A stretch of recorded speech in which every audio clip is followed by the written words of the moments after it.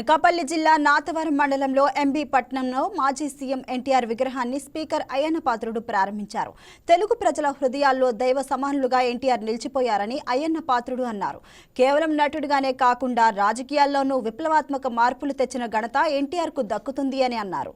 మహిళలకు సమాన హక్కు కల్పించిన మహానుభావుడు ఎన్టీఆర్ అని గుర్తు చేశారు. ఎన్టీఆర్ కారణంగానే తాను 25 ఏళ్లకే ఎమ్మెల్యేగా, మంత్రిగా బాధ్యతలు చేపట్టినట్లు తెలిపారు. నందమూరి తారక రామారావు గారు ఈ రోజుల్లో కుర్రవాళ్ళకి తెలియదు, కానీ పూర్వం పెద్దలందరికీ రామారావు గారి గురించి తెలుసు. మహానటుడు, సినిమా యాక్టర్. మనకి శ్రీకృష్ణుడి గురించి అనుకుంటాం, రామకోడికి వెళ్ళి రాముల వారిని పూజిస్తాం. ఏ పాత్ర దేవుడి దగ్గర వెళ్తాం, కానీ దేవుడు ఎవరో మనకు తెలియదు. ఊహించుకుంటాం, ఒక ఫోటో పెట్టుకుంటాం, దండం పెట్టుకుంటాం. అసలు రాముడు ఎలాగ ఉంటాడో ఎవరికీ తెలియదు. రామారావు గారిని చూసిన తర్వాత, రాముడు వ్యాసం వేసిన తర్వాత, ఆ రాముడు అంటే ఎలాగ ఉంటారా ఎన్టీ రామారావు లాగా అని చెప్పి పేరు వచ్చింది. కృష్ణుడి వ్యాసం, ఏ వ్యాసం వేసినా రామారావు గారు ఇమిడిపోయేవారు. ఇంకా విచిత్రం ఏంటంటే, రాముడికి శత్రుడు ఎవరు? రావణాసురుడు. రాముడు పాత్ర వేసాడు మహానుభావుడు, రావణాసురుడు పాత్ర వేసాడు. 2 పాత్రలు వేసాడు. అలాగే కృష్ణుడికి ఆపోజిట్ క్యాండిడేట్ ఎవరు? దుర్యోధనుడు. కృష్ణుడి పాత్ర వేసాడు, దుర్యోధన పాత్ర ఇతర వేసాడు. 2 పాత్రలు వేసాడు.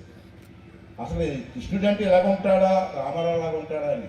నా చిన్నతనంలో నేను పాడేరు వెళ్ళాను. పాడేరు కొండ మీదకి కొన్ని ఇల్లులోకి వెళ్ళాం. చిన్న పురిళ్ళు ఉంటే లోపలికి వెళ్తే ఆ పూజ గదిలో రాముడు బొమ్మ ఎవరుందంటే ఎన్టీ రామారావు బొమ్మ ఉంది. అదే దేవుడు. అటువంటి మహానుభావుడు పెట్టిన పార్టీ ఈ తెలుగుదేశం పార్టీ. అంతేత అతన్ని మనందరం కలిసి ఒక దైవం కోసం దైవంగా మనం భావించుకుంటూ వచ్చాం. చెరువులు ఇచ్చే ఊళ్ళు 10 చెరువులు మర్చిపోతారు కదా. మనిషి అన్న తర్వాత గుర్తుండదు, నాకు తెలుసు. నేను అడిగింది గుర్తుండదు, కానీ చెప్పుకోవడం ధర్మం అని చెప్తాను. తర్వాత గన్నవరం కట్టు, గన్నవరం దగ్గర కట్టు బ్రిడ్జి గట్టి ఆనకట్టు కట్టాం. అప్పుడు వరకు ఎవరో కట్టలేదు. ఈ పెద్దలందరూ వచ్చి కడితే మాకు ఇంత వ్యవసాయం వస్తుంటే ఈస్ట్ గోదావరికి మొత్తం 500 ఎకరాలకి కట్టు కట్టాం. అది మీ రైతులందరికీ తెలిసిన విషయం కొత్త ఏం కాదు. అంతేకాకుండా శ్మశానానికి ఎందుకు డబ్బు చేశాను నేను? గతంలో ఏ ఎమ్మెల్యే శ్మశానానికి డబ్బులు ఇవ్వలే.